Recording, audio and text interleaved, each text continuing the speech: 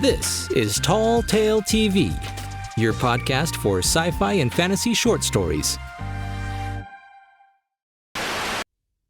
The Adventures of Larson and Garrett, the Sleeping Tree, written by Aaron Dennis, performed by Chris Herron.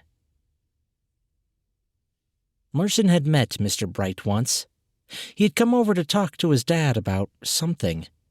Mr. Bright had also joined the hunting party, and a magic bow was indeed intriguing. But Larson wondered what good it truly was if no one knew what to shoot. Then he realized he had dreamt of the tree again. "Michael," Larson whispered. "Yeah? Have you dreamt about a tree lately?" "A tree?" Michael asked while wiping his nose on his sleeve. "Use a cloth, Michael," Mrs. Graham interrupted. The older boy smiled sheepishly and turned beet red. All the kids were staring at him. "I ain't got a cloth," he mumbled. Mrs. Graham returned to Leon's Triumph and kept on reading. "Yeah, an old tree that looks like a mean old man," Larson maintained. Michael shook his head and asked one of the little girls. Her eyes grew wide, but she shook her head and pretended to go to sleep. Larson arched a brow, looked at Michael, and they started whispering to the other kids about an old tree. Minutes later, the children were in an uproar. "Settle down, boys and girls," Mrs. Graham chastised. "What's the meaning of all this ruckus?" Larson took the initiative and told her about his dream. Some of the other boys and girls agreed and provided their rendition. Mr. Thatcher overheard and snatched Larson by the collar of his tunic. "Ow!" he squealed. "What's this about a tree?" he demanded. "It's a mean old man that looks like a tree. He says his name is Rollisforth," Larson barked. Mr. Thatcher turned white as a ghost. "You know about it?" Mr. Thatcher didn't answer. He looked at Mrs. Graham. The room had grown silent. "That sounds like a reaper," Thatcher finally said. "Don't reapers harvest the dead?" the old woman asked. Yes, but it ain't that kind of reaper," Thatcher argued. "This one's a tree that casts magic." "What's it doing with kids, then?"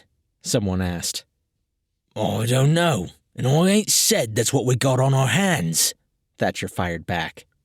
"The children been dreaming about it, though, and that's gotta mean something." Hushed whispers were followed by Mrs. Graham stating that there was no need for alarm or to frighten the children. Someone else then corrected Thatcher and said that it was not a reaper, but a treant. Then they argued over names before someone else shouted that there weren't any more monsters in the Third Age. "Who made you an expert?" Thatcher howled. "It's got to be orcs or ogres," an old woman declared. "Or trolls," another professed. A heated discussion took place for the better part of 5 minutes.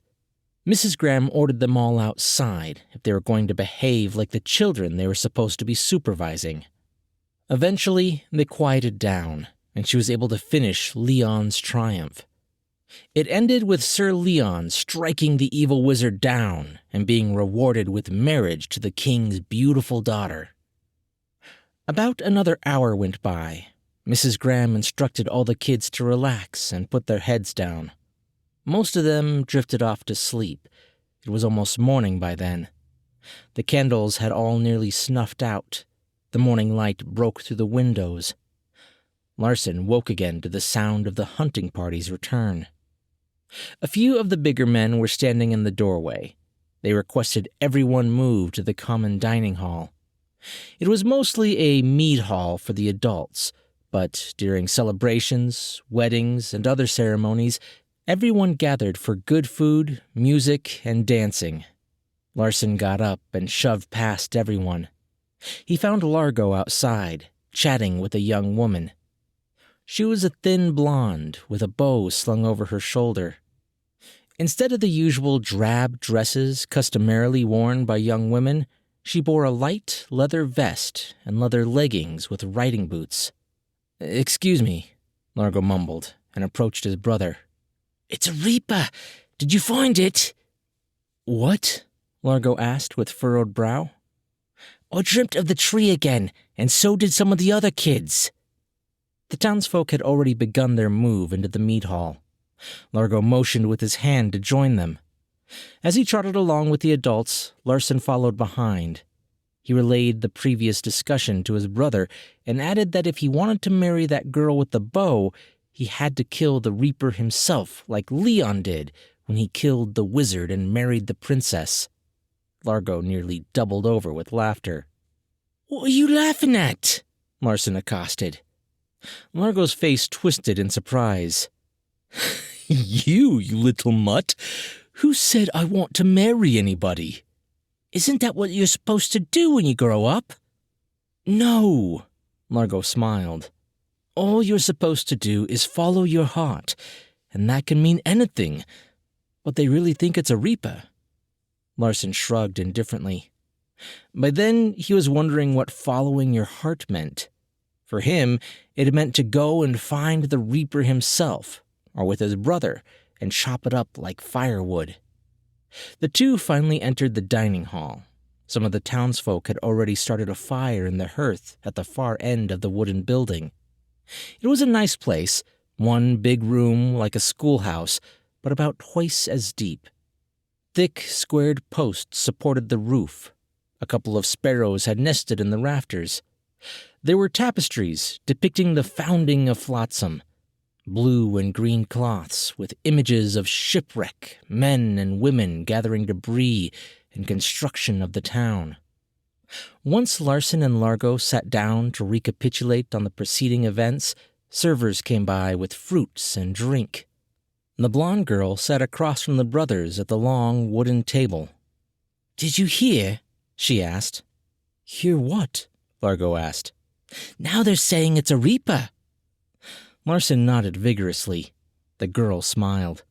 "He looks more and more like you every day." She smiled at Largo.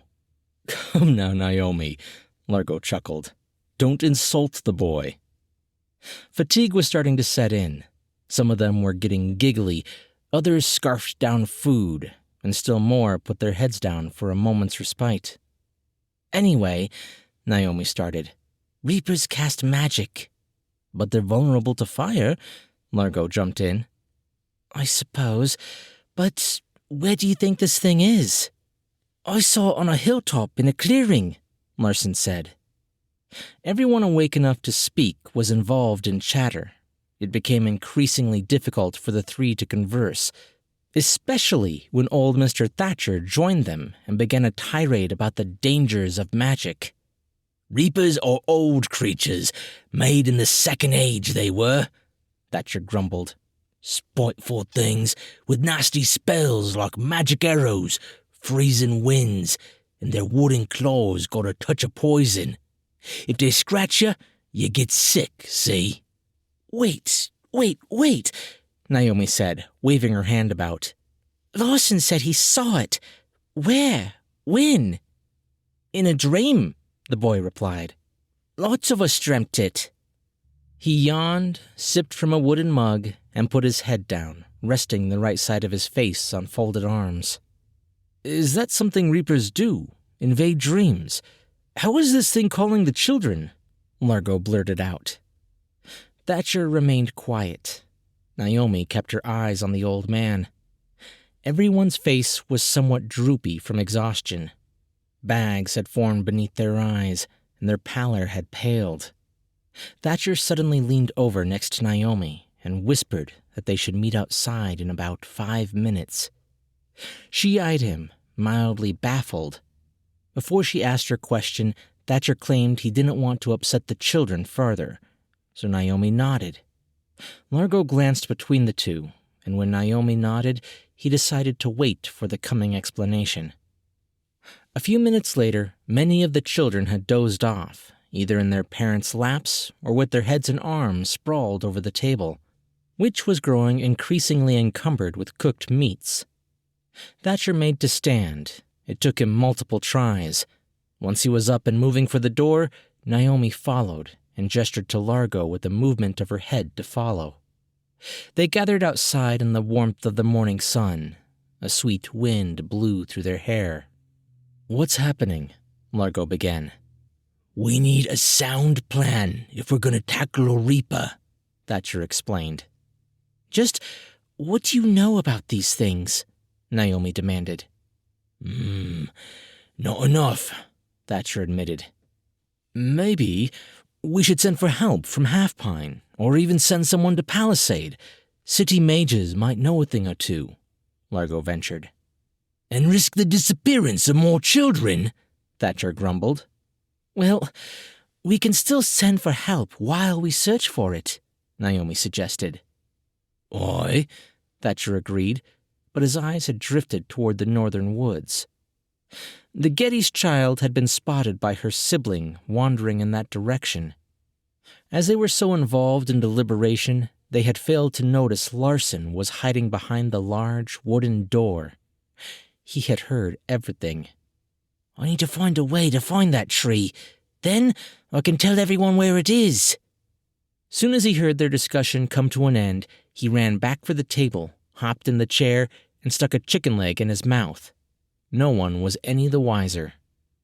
"So it's settled," Largo claimed. "Larson?" "Yeah?" "You're going to stay with Naomi's parents tonight." "Why?" "She and I are going to Palisade tonight to find some mages in the city. They might be able to help us out," Largo stated. "And I'm going to Half Pine to see if I can find some help there. Might as well ask about your da while I'm there. His delay coming home troubles me," Thatcher said. Largo shot him a look of annoyance. "Oh," Thatcher caught himself and smiled. "I'm sure he's fine, though." Larson smiled, too. Staying with an elderly couple provided an easy out for sneaking off into the night. "You just stay put and mind your manners till we get back, okay?" Naomi chirped. "You got it," Larson grinned. Thatcher then called everyone's attention and relayed the plan. The hunting party was going to rest up for a few hours, after which they were to roam the forest again. In the meantime, the kids were provided a chance to go home, but were supposed to be back at the schoolhouse before sunset. That put a small damper on Larson's plan, but it wasn't exactly a formidable obstacle. During the hunters' second trip, Largo, Naomi, and Thatcher were going to go in search of help. The next few hours passed by in relative quietude. The townsfolk were scared and exhausted. Largo then announced it was time to go. The four of them first made a trip to the farms at the south end of town. The furrows of corn, lettuce, and beans were identical to the eastern farms, but two families owned tiny beef ranches. "They got cows here," Larson said. "That's right," Naomi smiled. "My mom and dad own this ranch." Their house was much nicer than Larson's. It was a 2-story, same as his, but the walls were painted white and the shutters were a dark brown. They also had a portico attached to the front of the house with rocking chairs. Naomi took them inside. The interior was as lavish as the exterior. They even had some nice, colorful flower plants in rectangular wooden pots. "Does this mean I get to see your room?" Largo joked. "I don't think now's the time, Largo," she muttered. He looked down. It was a stupid thing to say when so much was at stake, but he claimed the fatigue was to blame. Naomi shrugged it off, but Thatcher had to hold back his laughter. The house was empty. Naomi vanished into the kitchen to pack for the trip. Largo and Larson exchanged looks. "Where are they? Her parents?" the boy asked. "They were patrolling the town along with other families," Thatcher said. "They should be back any minute," Naomi hollered from behind the walls. "We'll have to wait until they get back then," Largo yelled. "I have to pack anyway," Naomi replied. "Why don't you go and pack too? I'll stay with the boy until the Eatresses return," Thatcher volunteered. Largo nodded. He then patted Larson's shoulder, told him not to fret, and went to find Naomi. Larsen frowned, sat down on a long, cushioned chair, and patted the sides. It was like a bench, but nice and soft. He looked up questioningly at the smiling Mr. Thatcher. "It's called a couch, boy, and if you ever make lots of money, you can buy one, too." He laughed. A moment later, Naomi and Largo appeared just long enough to say goodbye. Moments passed before the Etrices came back into the house. They were elderly, but not as old as Mr. Thatcher, who excused himself and spoke privately to the Etrices in the kitchen. When they all came back, they looked at Larsen. "Well," Mr. Thatcher said, "guess you best behave now. I'll see you soon." "Be careful on your way to the Half-Pine," Mrs. Etrice said. Thatcher nodded and left. "So, Larsen, how are you feeling?" "Fine," he mumbled. "Hungry, boy?" Mr. Etrice asked. Larsen shook his head indifferently. They all remained quiet, but then the old couple sat down on either side of the boy. They told him everything was going to be fine, and that there was really nothing to worry about, because although terrible things happened, good things also happened. More time drifted by very slowly. After eating a sandwich, Larsen rifled through some old books in the study that the Etrices kept in immaculate condition. Larsen liked all the different sizes of the books, the color of the leather bounds, the feel of the pages. Eventually, the sun started to set and the interior grew dim. He walked around the large house to find the Etrices. Mrs. Etrice was in the kitchen, dicing onions and throwing them into a cooking pot over a small spit by the window. "Getting dark," she mumbled. "Yeah," Larsen agreed. "Can I go out and take a look at the cows real quick?" She smiled and nodded.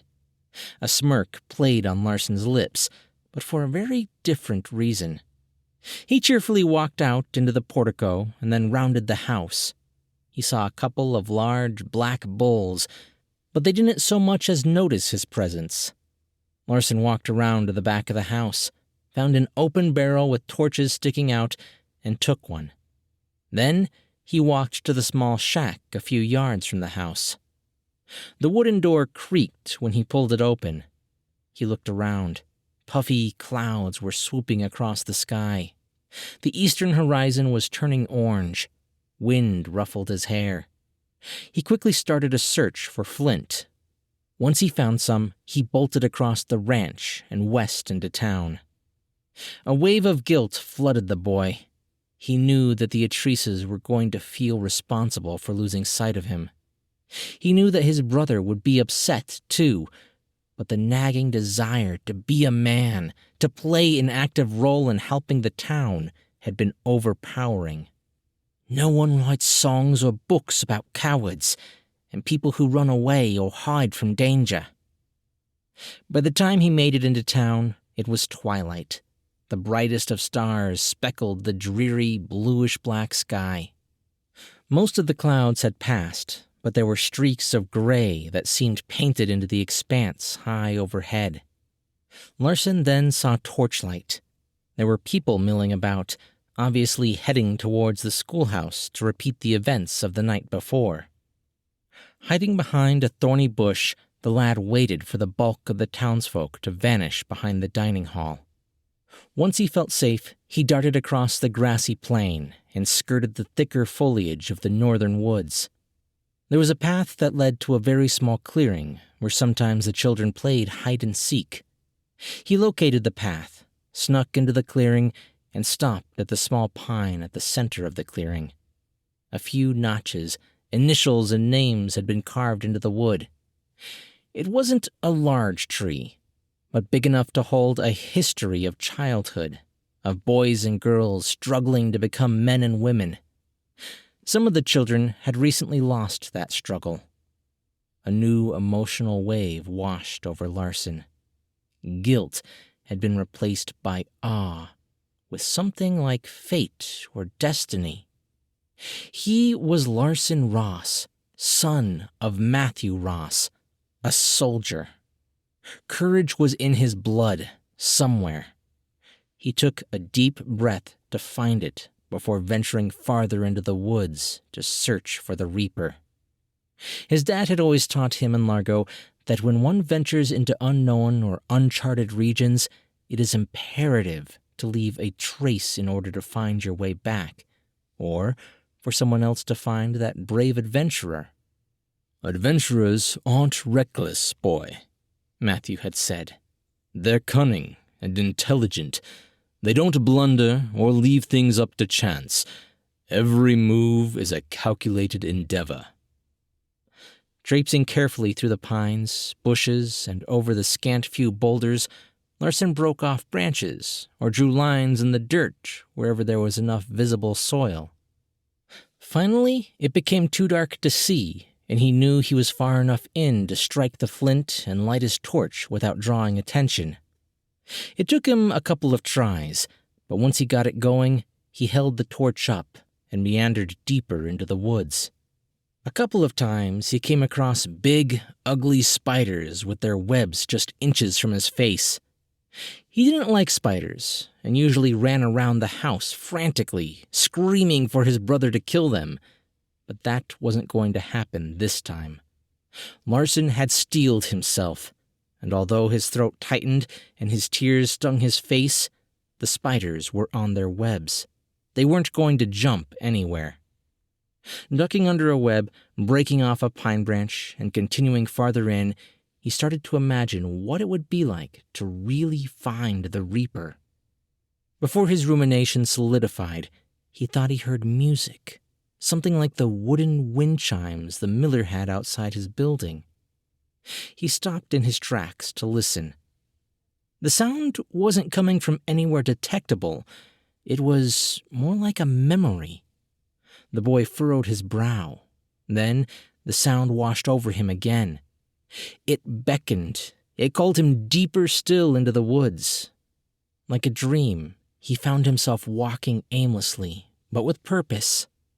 It was the thickest part of the forest, where the pines were only feet away from each other. The sound turned into a voice, a woman's voice.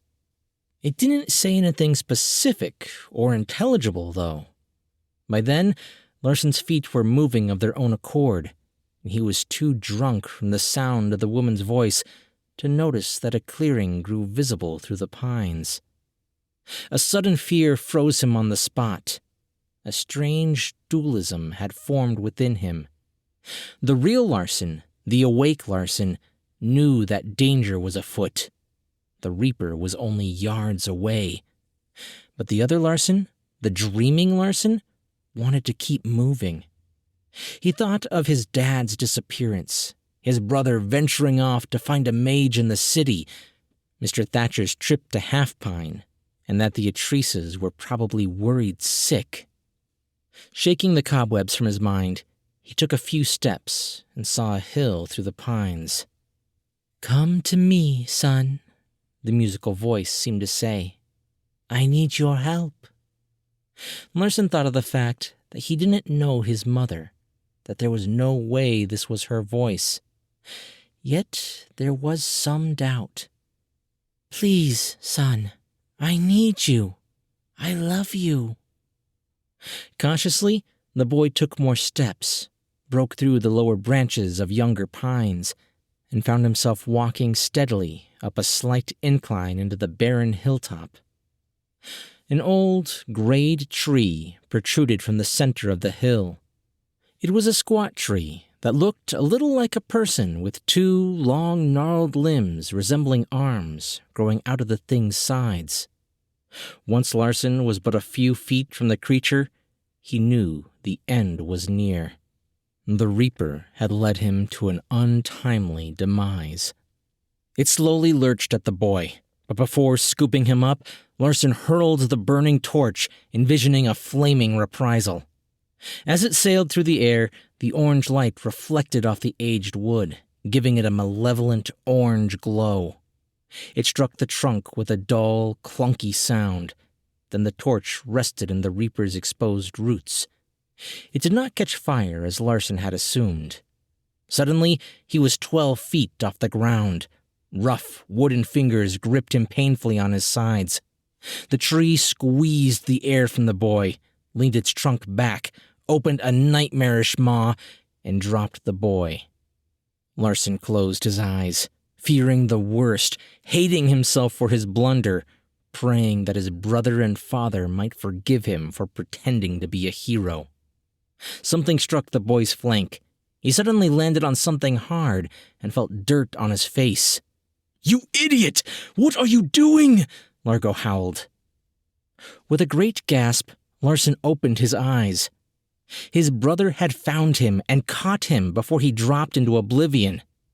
Naomi was also there, with a flaming arrow nocked. She let loose the projectile. It struck the Reaper's trunk with a twang, and the creature groaned an awful wail, a wretched sound like several bones breaking simultaneously. With one wooden arm, it swiped at the brothers. With the other, it pointed knobby fingers at Naomi and fired a volley of blue, magical spheres at the young woman. The magic struck its target. Naomi cried out and smashed into the ground, but the brothers had rolled away from the tree's grasp.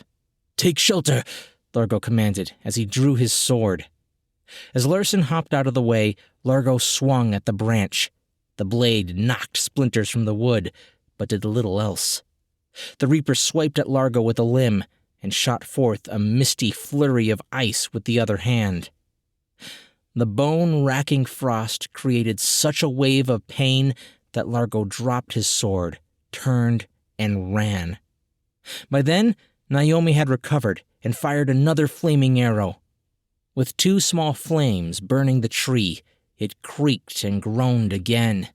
And as it readied itself to send more magic through the air, and while Largo recovered his blade, Larson ran to the tree, nabbed the torch, and dropped it into the creature's open maw. It suddenly went up in such a gale of fires that everyone took off in separate directions. The three warriors had a clear view of the largest bonfire they'd ever seen. The most horrendous shouts erupted from the burning tree, its arms flailing frantically. Larson found his way to Largo. The older brother placed a hand on the boy's shoulder and pulled him in close. Naomi limped over, holding her flanks. Finally, the tree exploded, sending shards of flaming debris out in a horrifying gust. The three crashed into the ground to avoid retribution. A chunk of wood landed on Largo's face. He yelped in agony, but the wood had burned his flesh so quickly that the chunk stuck to his cheek, and he had to pry it off, also burning his hands. "Largo!" Naomi cried. "I'm okay," he growled. "Larson, you did it. You killed the Reaper." The boy's mouth was agape. It was true. He did kill the monster that threatened the town, that threatened the sanctity of childhood, but he hadn't done it alone. In fact, he could not have done it without his brother's aid, without Naomi's help. Visit www.storiesbydennis.com for more stories. Dennis is currently working on new adventures of Larson and Garrett, so be sure to follow him on Facebook, facebook.com/storiesbydennis. Hey guys, Aaron Dennis is actually one of my earliest contributors, going all the way back to the very beginning of Tall Tale TV. If you liked his style, I have several other stories by him that I narrated years ago, and I'll leave a link to those in the description. Also, this piece was actually an excerpt from a much larger project. Aaron has been kind enough to make it free to read on Wattpad and Quotev, links in the description. But before you go, be sure to subscribe for new stories every Monday, Wednesday, and Friday. I'm Chris Herron, and that's it for today's Tall Tale TV.